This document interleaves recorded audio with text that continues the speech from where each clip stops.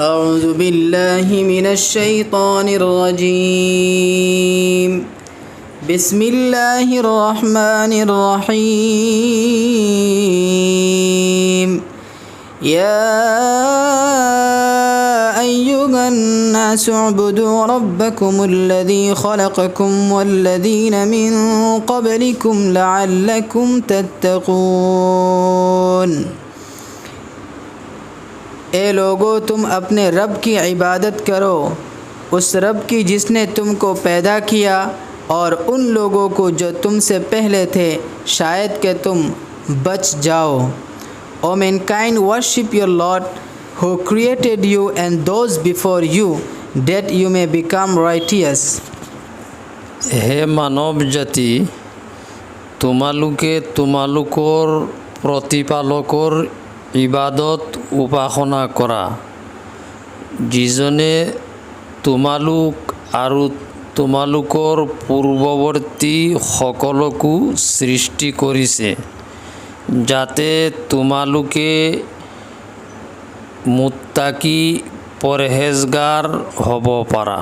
الذي جعل لكم الأرض فراشا والسماء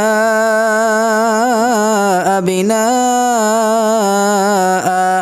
وأنزل من السماء ماء فأخرج به من الثمرات رزقا لكم فلا تجعلوا لله أندادا وأنتم تعلمون।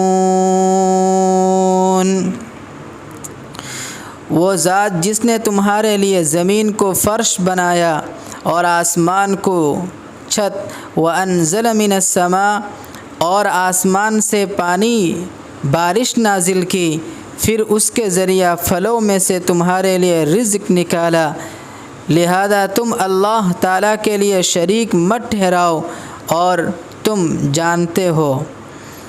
He who made for you the earth a bed and the sky a ceiling, and sent down from the sky rain and brought forth thereby fruits as provision for you. So do not attribute to Allah equals, while you know that there is nothing similar to him.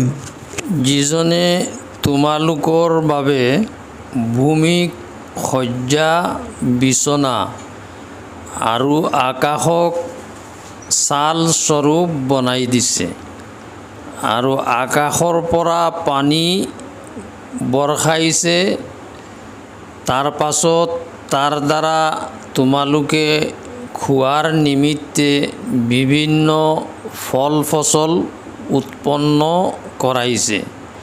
সেয়ে তোমালোকে আল্লাহৰ লগত কাকো সমকক্ষ নবনাবা, আৰু এই কথাটো তোমালোকেই জানাই। বিসমিল্লাহিৰ ৰহমানিৰ ৰহিম। শ্ৰদ্ধেয় শ্ৰোতাসকল, নীলবাগান লাইভ আজিৰ পৰ্বত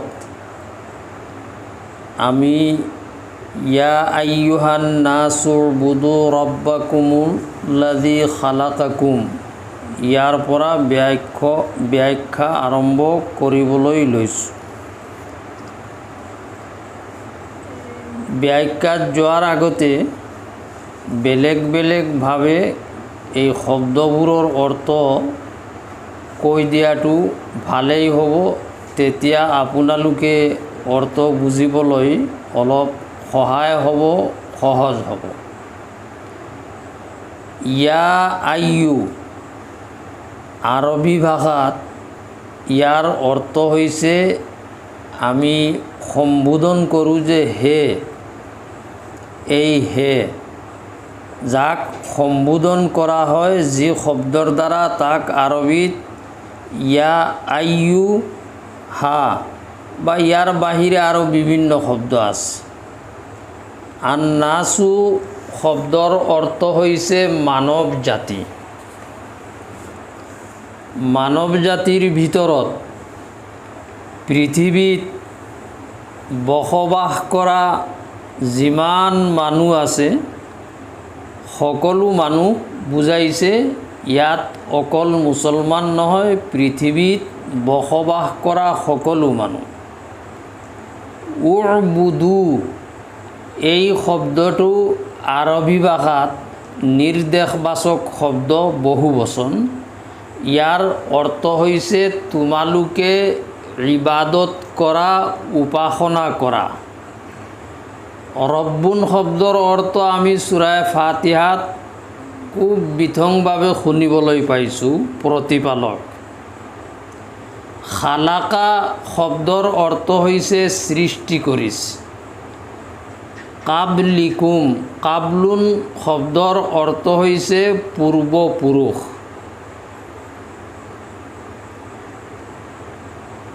লাআল্লাকুম শব্দৰ অৰ্থ হৈছে আশা আছে যে তোমালোকে পৰিত্ৰাণ পাবা। তাত্তাকুন শব্দৰ অৰ্থ হৈছে পৰহেজগাৰী অৱলম্বন কৰা, তাকৱা অৱলম্বন কৰা।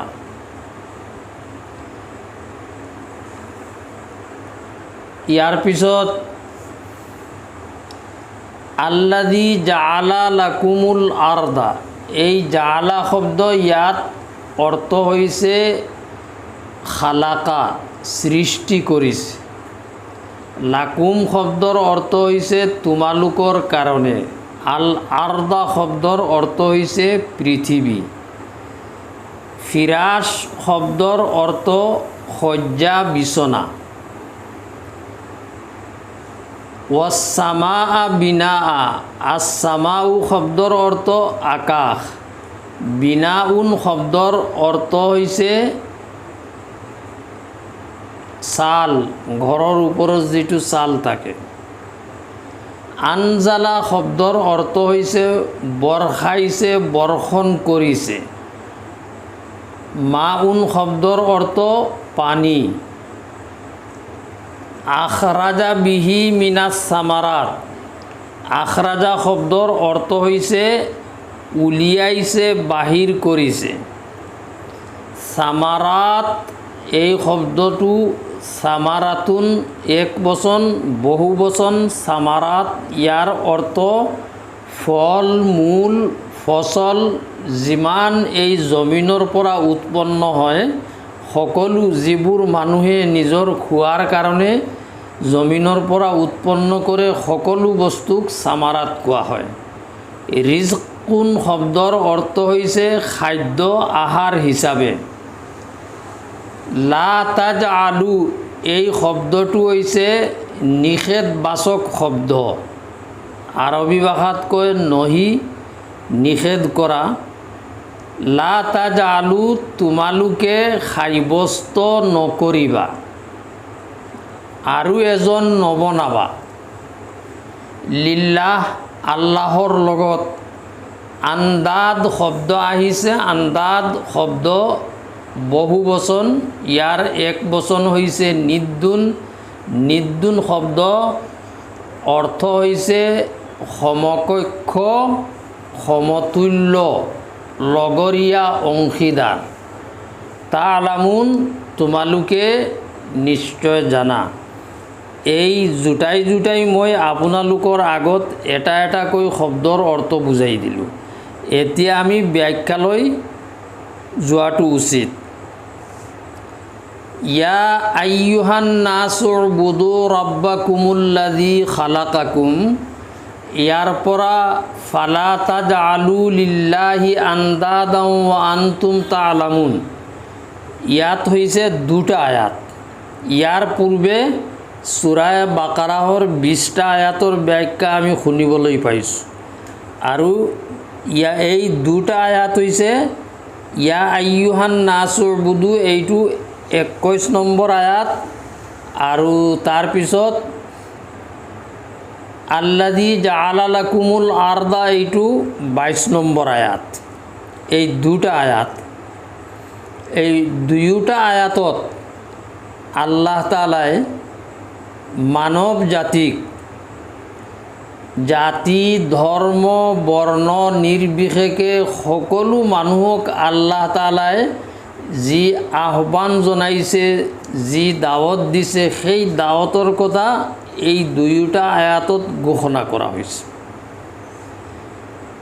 ইয়াৰ পূৰ্বে কোৱা হৈছিল যে এই পৃথিৱীত বসবাস কৰা মানুহ তিনি ধৰণৰ, আৰু এই তিনি ধৰণৰ মানুহ এইটো যি শ্ৰেণীত বিভক্ত কৰা হৈছে, এই বিভক্তকৰণ যিটো এইটো আমি মানুহে কৰা নাই, যি আল্লাহে সৃষ্টি কৰিছে মানুহক তেওঁ তিনিটা শ্ৰেণীত বিভক্ত কৰিছে। আৰু ইয়াৰ বাহিৰে পৃথিৱীত কোনো ধৰণৰ মানুহৰ শ্ৰেণী নাই। ইণ্ডিয়ান হ'লে যে ইণ্ডিয়ান, আমেৰিকান হ'লে আমেৰিকান, পৃথিৱীৰ বিভিন্ন মহাদেশ আছে, সেইবোৰ হিচাপে ভৌগোলিক যিটো মানুহৰ শ্ৰেণী, এই শ্ৰেণী নহয়, যিটো আল্লাহে সৃষ্টি কৰিছে তেওঁ শ্ৰেণী দি দিছে। আৰু এই তিনিটা শ্ৰেণী হৈছে মানুহৰ। প্ৰথম শ্ৰেণী হৈছে যিসকলে আল্লাহক মানিছে, তেওঁক স্বীকাৰ কৰিছে, তেওঁ যি হিচাপে জীৱন যাপন কৰিবলৈ কৈছে সেই হিচাপে জীৱন যাপন কৰি আছে, এইটো প্ৰথম শ্ৰেণী। দ্বিতীয় শ্ৰেণী হৈছে যে যিসকলে নিজৰ অন্তৰত ইমান নাই, অন্তৰত আল্লাহক অস্বীকাৰ কৰাটো তেওঁলোকে লুকুৱাই ৰাখি আৰু প্ৰকাশ্যভাৱে তেওঁলোকে মানুহক কৈছিল যে আমি মুছলমান। এই দ্বিতীয় দল হ'ল মুনাফিকৰ। আৰু তৃতীয় দল হ'ল এই মুনাফিকৰ ভিতৰত কিছুমানে নবীৰ ওপৰত ইমান আনিছে আৰু ইছলাম ধৰ্ম সত্য বুলি তেওঁলোকে স্বীকাৰ কৰিছে। এই তিনি দলৰ আল্লাহ তাআলাই আহ্বান জনাইছে যে হে মানৱ জাতি, তোমালোকৰ প্ৰতিপালক যিজনে তোমালোকক সৃষ্টি কৰিছে আৰু তোমালোকৰ পূৰ্বৱৰ্তী সকলকো সৃষ্টি কৰিছে, তেওঁৰ কাৰণে তোমালোকে তেওঁক উপাসনা কৰা, তেওঁৰ ইবাদত কৰা, তেওঁৰ বাহিৰে কাৰো ইবাদত নকৰিবা। ইয়াতে উবুদু ৰব্বাকুমুল্লাযী খালাকাকুম ওয়াল্লাযীনা মিন কাবলিকুম লাআল্লাকুম তাত্তাকুন, যি এবাদতৰ পিনে আল্লাহৰ আহ্বান কৰা হৈছে সেই এবাদতটো কি, ইয়াৰ সংজ্ঞা কি, এবাদত কাক কোৱা হয়? ইবাদতৰ অৰ্থ হৈছে যে এজন মানুহে তেওঁৰ যিমান শক্তি আছে, খাদ্য আছে, এই সকলো শক্তি, খাদ্য, তেওঁৰ সামৰ্থ্য যিজনে সৃষ্টি কৰিছে তেওঁৰ কাৰণে আনুগত্য কৰা, তেওঁৰ কথামতে চলা, তেওঁৰ আনুগত্যত ব্যয় কৰা, ব্যস্ত কৰা, ইয়াক এবাদত কোৱা হয়। ইয়াৰ বাহিৰে এই ইবাদতৰ যোগ্য আৰু উপযুক্ত আল্লাহৰ বাহিৰে কোনো হ'ব নোৱাৰে। এই কথাখিনি স্পষ্ট এই আয়াতত আল্লাহ তাআলাই উল্লেখ কৰি দিছে। এতিয়া আমি বুজিবলৈ সুবিধা হ'ব যে এই আয়াতৰ ব্যাখ্যা যদি কৰোঁ, যে আমি মানি লৈছোঁ যে তিনিটা দল, এটা হ'ল যিসকলে আল্লাহক মানিছে, ইমান আনিছে, তেওঁলোকক যদি কোৱা হয় তোমালোকে আল্লাহৰ ইবাদত কৰা, উপাসনা কৰা, এই কথাটোতো তেওঁলোকক কোৱাৰ কোনো প্ৰয়োজন নাই। যিসকলে ইমান আনিছে তেওঁলোকেতো এনেই আল্লাহৰ ইবাদত কৰিব। তেতিয়া এই ক্ষেত্ৰত মুছলমানৰ ক্ষেত্ৰত যেতিয়া আল্লাহ তাআলাই এই আয়াতত পৃথিৱীৰ মানৱ জাতিক সম্বোধন কৰিছে, তে মুছলমান যদি উদ্দেশ্য কৰা হয় তেতিয়াহ'লেতো মুছলমানে নামাজ পঢ়িয়ে আছে, আল্লাহৰ ইবাদত কৰি আছে, তেওঁলোকে ইবাদত কৰাৰ অৰ্থটো কি হ'ব? গতিকে এই আয়াতৰ চাৰিটা অৰ্থ আমি ল'ব পাৰোঁ। প্ৰথম হৈছে যিসকলে আল্লাহ তাআলাক অস্বীকাৰ কৰিছে, আল্লাহৰ ওপৰত ইমান আনা নাই। 2 নম্বৰ, যিসকল মুনাফিক, ইমানটো তেওঁৰ অন্তৰত নাই, তেওঁ অন্তৰত অস্বীকাৰ কুফুৰি এইটো লুকাই ৰাখি প্ৰকাশ্য কৰিছে মুছলমান। এই দুটা দলৰ কাৰণে এই আয়াতৰ আহ্বান হ'ব আল্লাহ তাআলাৰ, ইয়া আইয়ুহান নাছ, হে মানৱ জাতি 2 শ্ৰেণীৰ, যি 2 শ্ৰেণীয়ে মোক অস্বীকাৰ কৰিছা, মোৰ ওপৰত তোমালোকে বিশ্বাস স্থাপন কৰা নাই। উৰবুদু, তোমালোকে মোৰ ওপৰত বিশ্বাস স্থাপন কৰা, মোক এক বুলি তোমালোকে মানি লোৱা, এইটো অৰ্থ হ'ব। দুটা অৰ্থ হৈ গ'ল। 3 নম্বৰ, যিসকল মুছলমান গুনাহগাৰ, তেওঁলোকে অবৈধ কৰ্মত লিপ্ত, তেওঁলোকক যদি এই আয়াতৰ মুখাতব সম্বোধিত মানি লোৱা হয়, তেতিয়াহ'লে এই আয়াতৰ অৰ্থ হ'ব, ইয়া আইয়ুহান নাছ উৰবুদু, হে মানৱ জাতিৰ পৰা সেইসকল মানুহ যিসকলে আল্লাহৰ ওপৰত ইমান আনিছে, বা যিসকলে ইমান আনিছ আল্লাহৰ ওপৰত, কিন্তু তোমালোক শয়তানৰ প্ৰৰোচনাত পৰি গুনাহত পাপৰ কামত লিপ্ত, তোমালোকে এই পাপৰ কাম বৰ্জন কৰা। এতিয়া উৰবুদুৰ অৰ্থ হ'ব আই উতৰুকু আমালাল মাসিয়া, তোমালোকে গুনাহৰ কাম পৰিত্যাগ কৰা। 3 নম্বৰ। 4 নম্বৰ, যিসকল মুছলমান পাপ কৰ্মত লিপ্ত নহয়, তেওঁ সদায় সত্যপথত আছে। তেওঁ যেতিয়া উদ্দেশ্য কৰা হ'ব এই আয়াতত, তেতিয়া এই আয়াতৰ অৰ্থ হ'ব, ইয়া আইয়ুহান নাছুৰ বুদু, যে হে সেই মুছলমানসকল যিসকলে পাপ কৰ্ম কৰা নাই। উৰবুদুৰ অৰ্থ হ'ব যে তোমালোকে তোমালোকৰ নেক কৰ্ম আৰু বেছি কৰা, অধিকভাৱে নেক কৰ্ম কৰা, উছবুতু, আৰু তোমালোক এই নেক কৰ্মৰ ওপৰত তিষ্ঠি থাকা, এইটো অৰ্থ হ'ব। এই 4টা অৰ্থ, ইয়া আইয়ুহান নাছুৰ বুদু, হে মানৱ জাতি। এতিয়া এই আয়াতৰ দ্বাৰা আল্লাহ তাআলাই পৃথিৱীৰ মানৱ জাতিক এই আহ্বান জনাইছে যে হে মানৱ জাতি, তোমালোকে মোৰ উপাসনা কৰা। আৰু ইয়াৰ লগে লগে আল্লাহ তাআলাই কিয় তেওঁৰ উপাসনা কৰিব লাগে, তাৰ প্ৰমাণ কি, এই প্ৰমাণো আল্লাহ তাআলাই দ্বিতীয় আয়াতত 4টা প্ৰমাণ আল্লাহ তাআলাই উল্লেখ কৰিছে। এই 4টা প্ৰমাণৰ ভিতৰত প্ৰথম প্ৰমাণ হৈছে যে তোমালোকে খুব ভালদৰে গভীৰভাৱে তোমালোকে চিন্তা কৰিবা, কোনে সৃষ্টি কৰিছে তোমালোকক। এটা সময় আছিল তোমালোকৰ অস্তিত্ব নাছিল, তোমালোকৰ অস্তিত্ব নাছিল, সেই অস্তিত্ব তোমালোকক আল্লাহ তাআলাই দিছে। তোমালোকক কোনো নাম নাছিল, তোমালোকক আল্লাহ তাআলাই অস্তিত্ব দান কৰিছে। এই পৃথিৱীলৈ তোমালোকক সাধাৰণ এক বিন্দু অপবিত্ৰ পানীৰ পৰা আল্লাহ তাআলাই তোমালোকক সৃষ্টি কৰিছে। এটা দলিল।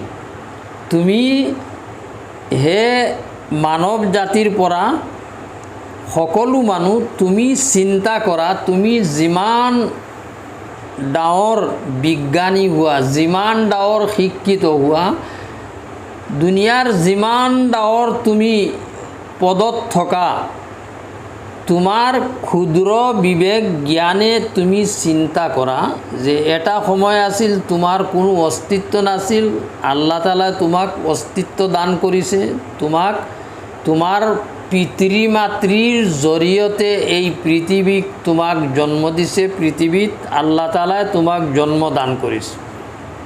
এই এটা দলিল হ'ল। আৰু এইটো তোমালোকে চিন্তা কৰা, তোমালোকৰ পূৰ্বৱৰ্তী যিমান অতিবাহিত হৈ গৈছে তেওঁলোককো যি সত্তাই সৃষ্টি কৰিছে সেই সত্তাৰ ইবাদত কৰা, আৰু সেইজন মাত্ৰ এজন সত্তা, এজন আল্লাহ, এজন প্ৰতিপালক, যিজনৰ বাহিৰে আন কোনোৱে এনেকুৱা পোহপাল দিব নোৱাৰে। আমি সূৰা ফাতিহাৰ ব্যাখ্যাত আলহামদুলিল্লাহি ৰব্বিল আলামিন, তাতে ৰব শব্দৰ বিতং ব্যাখ্যা যিটো শুনিবলৈ পাইছোঁ যে ৰব এই শব্দটো আল্লাহ তালাৰ এটা গুণ হ'ল, আৰু এই গুণৰ অৰ্থ হৈছে প্ৰতিপালক, যে সামূহিকভাৱে এই পৃথিৱীত আল্লাহৰ যিমান সৃষ্ট আছে সকলো সৃষ্টৰ পোহপালনৰ দায়িত্ব আল্লাহৰ ওপৰত, আল্লাহৰ বাহিৰে কাৰো ওপৰত নহয়, আৰু আল্লাহৰ বাহিৰে কোনো বস্তুৱেই সম্পূৰ্ণৰূপে এই পোহপালনৰ দায়িত্ব বহন কৰিব নোৱাৰে। সাধাৰণতে আমি দেখিবলৈ পাওঁ কেঁচুৱা জন্ম হোৱাৰ পিছত মাকে ইয়াৰ লালন পালনৰ দায়িত্ব লয় দুনিয়াত অহাৰ পিছত, কিন্তু এই লালন পালন কৰোঁতে মাক বাপেকৰ কিমান হাৰাশাস্তি হয় এইটো মাক বাপেকে অনুভৱ কৰে। এই কেঁচুৱাটোৱে মুখেৰে কথা ক'ব নোৱাৰে, যদি পেটত বিষাই আছে মুখেৰে ক'ব নোৱাৰে, খোৱাৰ প্ৰয়োজন হৈছে মুখেৰে ক'ব নোৱাৰে, বা দুখ পাইছে কোলাত লওঁতে মুখেৰে ক'ব নোৱাৰে। এইবোৰ এই ল'ৰাৰ গতি, এই কেঁচুৱাৰ গতিবোৰ উপলব্ধি কৰাৰ যিটো ক্ষমতা, এইটোও পোহপালনৰ ভিতৰত অন্তৰ্ভুক্ত, এইটো আল্লাহ তালাই কৰি দিছে। সাৰাংশ হ'ল যে সামূহিক পোহপালনৰ যিটো দায়িত্ব এইটো আল্লাহৰ বাহিৰে কোনোৱে এইটো আদায় কৰিব নোৱাৰে। গতিকে তোমালোকে গভীৰভাৱে চিন্তা কৰা যে যি সত্তাই তোমালোকক আৰু তোমালোকৰ পূৰ্বৱৰ্তীসকলক সৃষ্টি কৰিছে, এই এটা প্ৰমাণ হ'ল আল্লাযী খালাকাকুম ওয়াল্লাযীনা মিন কাবলিকুম, আৰু তোমালোকৰ পূৰ্বৱৰ্তীসকলক তেওঁৰ উপাসনা কৰা এটা দলিল যে আল্লাহ তালাই সৃষ্টি কৰিছে। ইয়াত খুব গভীৰভাৱে চিন্তা কৰিব যে তোমালোকক সৃষ্টি কৰিছে আৰু তোমালোকৰ পূৰ্বৱৰ্তীসকলক। খালাকাকুম ওয়াল্লাযীনা মিন কাবলিকুম, তোমালোকৰ পূৰ্বৱৰ্তী, এইটো আল্লাহ তালাই কোৱা নাই যে তোমালোকৰ পিছত যিসকল আহিব তেওঁলোকৰ কথা, এই কাৰণে কোৱা নাই। ইয়াত আল্লাহ তালাই ইংগিত কৰি দিছে যে তোমালোকৰ পূৰ্বৱৰ্তী যিমান মানুহ অতিবাহিত হৈ গৈছে তেওঁলোকক হিদায়তৰ কাৰণে, পথ প্ৰদৰ্শনৰ কাৰণে আমি সময়ে সময়ে নবী ৰচুল পঠিয়াইছিলোঁ, আৰু এতিয়া মুহাম্মদ সাল্লাল্লাহু আলাইহি সাল্লামক পঠিয়াইছোঁ তোমালোকৰ মাজত। এই তেওঁৰ পৰা আৰম্ভ কৰি মহাপ্ৰলয় কিয়ামতলৈকে আৰু বেলেগ কোনো নবী নাই। এতিয়া তেওঁৰ পৰা আৰম্ভ কৰি কিয়ামতলৈকে এই পৃথিৱীত যিমান মানৱ জাতি আহিব সকলো কাৰ উম্মত? এই মুহাম্মদৰ উম্মত। গতিকে মিন বাদিকুম কোৱা নাই, আল্লাহ তাআলাই কৈছে মিন কাবলিকুম, কাৰণ আজি এই মুহাম্মদৰ উম্মতক মই সম্বোধন কৰি আছোঁ আৰু মই ইছলামৰ দাৱত দি আছোঁ। এই মুহাম্মদৰ পৰা আৰম্ভ কৰি কিয়ামতলৈকে যিমান আহিব তেওঁৰ। গতিকে ইয়াৰ মাজত আমি এই কথাও সকলোৱে গম পালোঁ যে মুহাম্মদ সাল্লাল্লাহু আলাইহি সাল্লামৰ পিছত বেলেগ কোনো নবী অহাৰ সম্ভাৱনা নাই, নবী আহিব নোৱাৰে।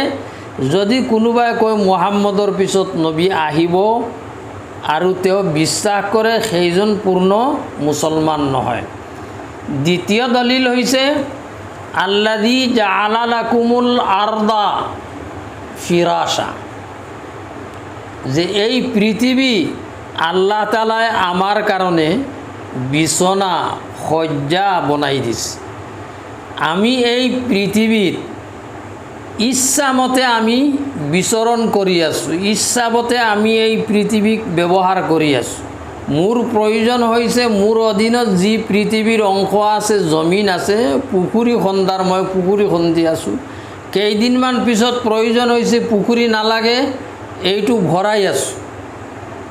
তো আল্লাহ তাআলাই এই পৃথিৱীক আমাৰ কাৰণে বিচনা বনাই দিছে। ইমান শকত বনোৱা নাই এই পৃথিৱীৰ মাটি যে লোহাৰ নিচিনা শকত, ইয়াত আমি কাম কৰিব নোৱাৰোঁ, আমাৰ ব্যৱহাৰত লগাব নোৱাৰোঁ। আৰু ইমান নৰমো কৰা নাই যে এই পৃথিৱীত আমি ভৰি দিলে আমাৰ ভৰি তলত সোমাই যাব। ইচ্ছা কৰিলেতো আল্লাহ পাৰে। তো এই পৃথিৱীখন আল্লাহ তাআলাই কৈছে তোমালোকৰ ভিতৰত যদি এজন মানুহ একদম সাধাৰণ জ্ঞান থাকে, সেইজনেও চিন্তা কৰিলে এইটো অনুভৱ কৰিব পাৰিব যে এই পৃথিৱীত যে আমি বিচৰণ কৰি আছোঁ, পৃথিৱীক আমি ব্যৱহাৰ কৰি আছোঁ, মাটি ব্যৱহাৰ কৰি আছোঁ, এই জমিন আল্লাহ আমাৰ কাৰণে বিচনা বনাই দিছে। ইয়াৰ অৰ্থ আমি আমাৰ অধীনত ব্যৱহাৰ কৰি আছোঁ, ঘৰ বনাই আছোঁ, আমি পুখুৰী খান্দি আছোঁ, আমি ইণ্ডাষ্ট্ৰি বনাই আছোঁ, যি ইচ্ছা যায় সেইটো আমি পৃথিৱীত কৰি আছোঁ। তো শকত বনোৱা নাই, এইটো দ্বিতীয় প্ৰমাণ। যদি মই ইচ্ছা কৰিলোহেঁতেন তেন্তে এই পৃথিৱী জমিন ইমান শকত বনাই দিলোহেঁতেন, লোহাতকৈ শকত। তোমালোকে কোনো উপকাৰ এই পৃথিৱীৰ পৰা উপকাৰিতা অৰ্জন কৰিব নোৱাৰিলাহেঁতেন। গতিকে এইটোতো তোমালোকে চিন্তা কৰা যে আমি এই পৃথিৱী তোমাৰ কাৰণে বিচনা বনাই দিছোঁ। ইয়াৰ ভিতৰত এটা কথা চিন্তা কৰিব যে আল্লাহ পৃথিৱীত ইয়াত কৈছে পৃথিৱীক মই বিচনা বনাই দিছোঁ। বিচনাৰ অৰ্থ হৈছে এই জমিন তোমালোকৰ অধীনত বনাই দিছোঁ, অধীনত। আৰু জমিন যেতিয়া অধীনত বনাই দিছে, এই কথাটো আল্লাহ তাআলা ইয়াত উল্লেখ কৰা নাই যে এই পৃথিৱীখন, এই জমিনখন মই গোল বনাই দিছোঁ, দীঘল নহয়, পথালি নহয়, এই কথাটো উল্লেখ নাই। আৰু কোৰাণৰ যিমান এই সম্পৰ্কে কোৰাণৰ ভাষা আছে, দুনিয়া সম্পৰ্কে, বিজ্ঞান সম্পৰ্কে, সব ঠাইতে কোৰাণৰ আচল উদ্দেশ্য হ'ল এটা বস্তুৰ অৱস্থা বয়ান কৰা, তাৰ মাহাত্ম্য বয়ান কৰাটো এইটো আল্লাহ তাআলাৰ উদ্দেশ্য নহয়। আৰু তাত মানুহক লগাই দিয়াটো আল্লাহ তাআলাৰ উদ্দেশ্য নহয়। এতিয়া এই আয়াতৰ দ্বাৰা যদি কোনোবাই কয় বোলে ইয়াততো আল্লাহ তাআলাই কৈছে যে খালি পৃথিৱীক বিচনা বনাই দিছে, শয্যা বনাই দিছে, আৰু আমিতো জানো পৃথিৱীখন গোল। তো ইয়াৰ উত্তৰ সহজে জানি ল'ব। আমি গোল কওঁ বা চেপেটা কওঁ, কোনো অসুবিধা নাই। কিন্তু পৃথিৱীখন আল্লাহ তাআলাই এনেকৈ বনাই দিছে যে এই সমতল হিচাপে গোটেই পৃথিৱী, আপুনি য'তে যাব গৈ আপুনি আমেৰিকাত গ'লেও তাতে যি জমিন পাব সমতল পাব, য'তেই যাব সমতল পাব। সাৰাংশ এইটো বুজি ল'ব যে পৃথিৱী গোল নে চেপেটা এই আলোচনাত যোৱাৰ প্ৰয়োজন নাই। এই পৃথিৱীৰ যি ঠাইতে আপুনি যাব সেই ঠাইখন আছ-ছাতহু আল মুস্তাৱি, যে আল্লাহ এনে সমতল বনাই দিছে তোমাৰ অনুভৱেই নহ'ব গোল বুলি, এই কথাটো উল্লেখ কৰিছে। তো দ্বিতীয় প্ৰমাণ হৈছে পৃথিৱীক মই বিচনা বনাই দিছোঁ, জাআলা লাকুমুল আৰদা ফিৰাশা। 3 নম্বৰ দলিল আল্লাহ তাআলাই দিছে ওয়াস সামাআ বিনাআ, আৰু মই আকাশ তোমালোকৰ কাৰণে ছাল বনাই দিছোঁ, ছাদ বনাই দিছোঁ, ছট বনাই দিছোঁ। যি হিচাপে পৃথিৱীত বসবাস কৰিবৰ কাৰণে এজন মানুহে ৰ'দৰ পৰা বৰষুণৰ পৰা বাচিবৰ কাৰণে ওপৰত ছাল দিব লাগে, তলত তেওঁ বিচনা পাৰিব লাগে, তেতিয়াহে তেওঁ বৰষুণ, ৰ'দ, শীত যিমান আছে সকলো বস্তুৰ পৰা তেওঁ নিৰাপদে থাকিব। তো আল্লাহ তাআলাই এই পৃথিৱীখন বনাই যাতে তোমালোকে ইয়াত নিৰাপদে থাকিব পৰা, সেইকাৰণে আল্লাহ তাআলাই তোমালোকৰ ওপৰত এই আসমানক চাল বনাই দিছে, এই আসমানে তোমালোকক ৰক্ষণাবেক্ষণা দি আছে। 3 নম্বৰ প্ৰমাণ। 4 নম্বৰ আল্লাহ তাআলাই কৈছে যে সেই আসমানৰ পৰা মই বৰষুণ বৰষাইছোঁ, আৰু এই বৰষুণ বৰষুৱাৰ পিছত ইয়াৰ ফলত জমিনত গাহ উগে। মানুহে যি খেতি লগায় খেতিবোৰ হয়, ধান লগাওক যি লগাওক খেতিবোৰ হয়, আৰু এই খেতিৰ পৰা তোমালোকৰ খোৱাৰ বস্তু, এই পানীৰ জৰিয়তে খোৱাৰ বস্তু তোমালোকে উৎপন্ন কৰা, সৃষ্টি কৰা, তোমালোকে পয়দা কৰা। এই 4টা দলিল মই তোমালোকক সৃষ্টি কৰিছোঁ, জমিনক বিছনা বনাই দিছোঁ, আৰু আসমানক ছাদ বনাই দিছোঁ ছাল, আৰু আসমানৰ পৰা আকাশৰ পৰা পানী বৰষাইছোঁ। এই 4টা প্ৰমাণ মই দিছোঁ। ৰব শব্দৰ পিছত আল্লাহ ব্যাখ্যা কৰিছে যে এই 4টা বস্তু তোমালোকে খুব গভীৰভাৱে চিন্তা কৰা। যদি গভীৰভাৱে চিন্তা কৰা, যদিও তোমালোকৰ জ্ঞান কম আছে, এইটো জানিবলৈ পাবা যে কোনো মানুহে মোক যদি আসমানৰ পৰা পানী নাহে, মোক এমুঠি চাউল জন্মাই দিব নোৱাৰে, উৎপাদন কৰি দিব নোৱাৰে। যদি কোনো মানুহে কয় যে আমিতো দেখি আছোঁ, আমি আসমানৰ পৰা পানী নহ'লে মেচিন আছে, এইবোৰৰ দ্বাৰা আমি তলৰ পৰা পানী উঠাওঁ, খেতি কৰোঁ, ফচল, ফল মূল, ধান যিমান শস্য আছে উৎপাদন কৰোঁ, সব কৰোঁ আমি, ঠিক আছে আপুনি কৰিব পাৰে এটা অংশত। কিন্তু সব কৰাৰ পিছত যেতিয়া এই ধান তাত চাউল ধৰাৰ সময় আহিব, পানী বগা পানী হ'ব, সেই সময়ত যদি আসমানৰ পৰা পানী নাহে, আপোনাৰ এই ধানত চাউল নহ'ব, এইটোৰ ভিতৰ খালী থাকিব, আসমানৰ পানী আহিব লাগিব। সেইকাৰণে আল্লাহ তাআলাই এই আয়াতৰ ব্যাখ্যাত কোৰাণৰ সূৰা ৱাকিয়াত ইয়াৰ ব্যাখ্যা দি কৈছে, আনতুম তাজৰাউনাহু আম নাহনু জাৰিউন, যে তোমালোকৰ দাবী তোমালোকে শস্য উৎপাদন কৰা, খেতি কৰা, তোমালোকে খেতি নকৰা, খেতিটো মই কৰোঁ। যদি মই মোৰ আসমানৰ পৰা পানী নিদিওঁ, তোমালোকৰ খেতি নহ'ব। আৰু একেবাৰে সহজ উদাহৰণ, এই বৰ্তমান যে আমি যি আমাৰ অসমত এইটো বোধহয় সব মানুহে কৈ আছে যে এই আশ্বিন মাহত যি গৰম, এইটো গৰম আমি কেতিয়াও দেখা নাই। কালি যে অলপ বৰষুণ হৈছে আমি আৰাম পাইছোঁ। সেই আসমানৰ পৰা পানী নাহিলে আপোনাৰ এচি আৰু যিমান লগাওক কোনোৱে আপোনাক আৰাম দিব নোৱাৰে। আমি দূৰত যাব নালাগে, আমাৰ ইণ্ডিয়াত আল্লাহ যে এজন বুলি তাৰ প্ৰমাণ আছে বোম্বে চহৰ। বোম্বে চহৰত মে', জুন, জুলাই, আগষ্ট এই 4 মাহত যদি বৰষুণ নহয়, মানুহে বোম্বে এৰি পলাই যোৱাৰ মানুহে প্ৰস্তুতি লয় যে বৰষুণ নহ'ব, বৰষুণ নহ'লে বোম্বেত পানী নাই। হে মানৱ জাতি, তোমালোকে এইবোৰ চিন্তা কৰা, তুমি বেলেগত যাব নালাগে। তোমাৰ দেশৰ ভিতৰত বহুত প্ৰমাণ আছে যিবোৰে এইটো সূচাই বুজায় যে এজন এই বিশ্ব ব্ৰহ্মাণ্ডৰ সৃষ্টিকৰ্তা, আৰু তেওঁৰ উপাসনা কৰিব লাগে, তেওঁক বেলেগ বস্তু তেওঁৰ লগত অংশীদাৰ কৰিব নালাগে। এই 4টা প্ৰমাণ দি আল্লাহ তাআলাই শেষত কৈ দিছে, ফালা তাজআলু লিল্লাহি আন্দাদা, তোমালোকে আল্লাহৰ লগত সমতুল্য সমকক্ষ নবনাবা, যে সেইজন আল্লাহৰ লগত শৰীক। যদি কোনো মানুহে কয় যে মই এই নিজৰ হাতেৰে যি মূৰ্তি বনাইছোঁ, এই মূৰ্তিৰ পূজা যে কৰি আছোঁ, আচলতে মূৰ্তিক পূজা কৰা নাই, এই মূৰ্তিৰ জৰিয়তে মই আচল মালিক যিজন সৃষ্টিকৰ্তা তেওঁৰ সান্নিধ্য লাভ কৰিবৰ কাৰণে ইয়াৰ সহায় লৈছোঁ।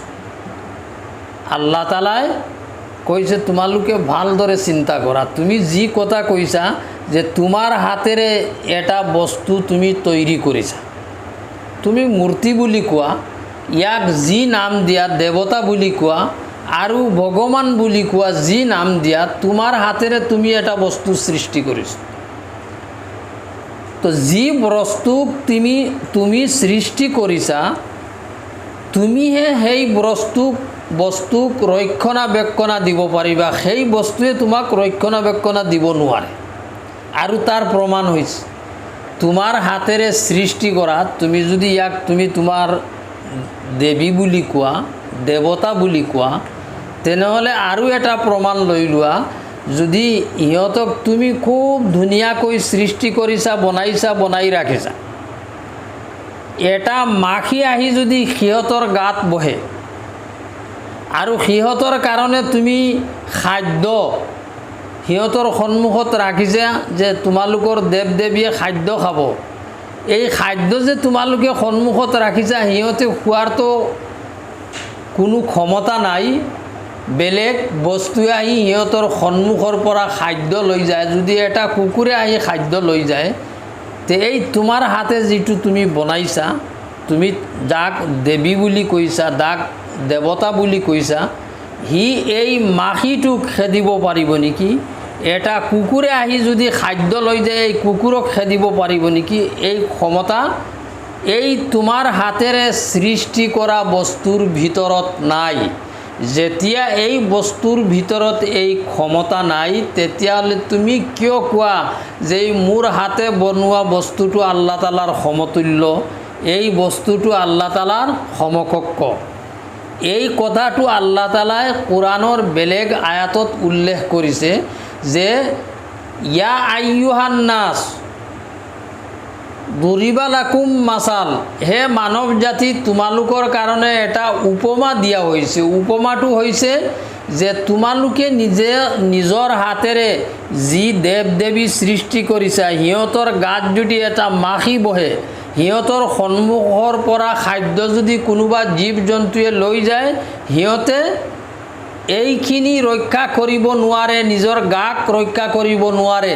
আৰু তোমালোকে সিহঁতক পূজা কৰা, সিহঁতক অৰ্চনা কৰা, ইবাদত কৰা। আল্লাহ তালাই আক্ষেপ কৰি আছে যে হে মানৱ জাতি, তোমাক মই অপবিত্ৰ এক কাটৰা, এক বিন্দু পানীৰ পৰা সৃষ্টি কৰিছোঁ, আৰু তুমি এতিয়া তোমাৰ হাতেৰে এটা বস্তু সৃষ্টি কৰি তাৰ পূজা কৰি আছা, তাৰ সন্মুখত আৰাধনা কৰি আছা। তুমি অলপ চিন্তা কৰা, তোমাৰ বিবেক খটুৱা। তো এই কথাখিনি আল্লাহ তালাই ফালা তাজআলু লিল্লাহি আন্দাদা, যে তোমালোকে আল্লাহৰ লগত অংশীদাৰ নবনাবা, ওয়া আনতুম তা'লামুন, তোমালোকে জনা এই কথাটো, তোমালোকৰ সাধাৰণ জ্ঞানে জনা যে এই বস্তুবিলাকে তোমালোকৰ কেতিয়াও সহায় কৰিব নোৱাৰে, তোমালোকক কেতিয়াও এই দুনিয়াত কোনো ধৰণৰ শাস্তি দিব নোৱাৰে, সহায় কৰিব নোৱাৰে। গতিকে তোমালোকে অলপ চিন্তা কৰা। এই দাৱাতটো আল্লাহ তালাই যিটো ইয়া আইয়ুহান নাছৰ বুদুকৈ দাৱত দিছে, যিদিনা আল্লাহে দাৱত দিছে, সিদিনাৰ পৰা আৰম্ভ কৰি এই আয়াতৰ অৰ্থ কিয়ামতলৈকে এই তিনি শ্ৰেণীৰ মানুহ ইয়াৰ সম্বোধিত মুখাতব হৈ থাকিব। আমি আজি আৰু বেছি সময় নলওঁ, ইমানতেই আজিৰ তফসিৰ সামৰি মাৰিলোঁ। আল্লাহ পাকে আমাক বুজি শুনি আমল কৰাৰ তৌফিক দান কৰক। ওয়া আখিৰু দাৱানা আনিল হামদুলিল্লাহি ৰাব্বিল আলামিন।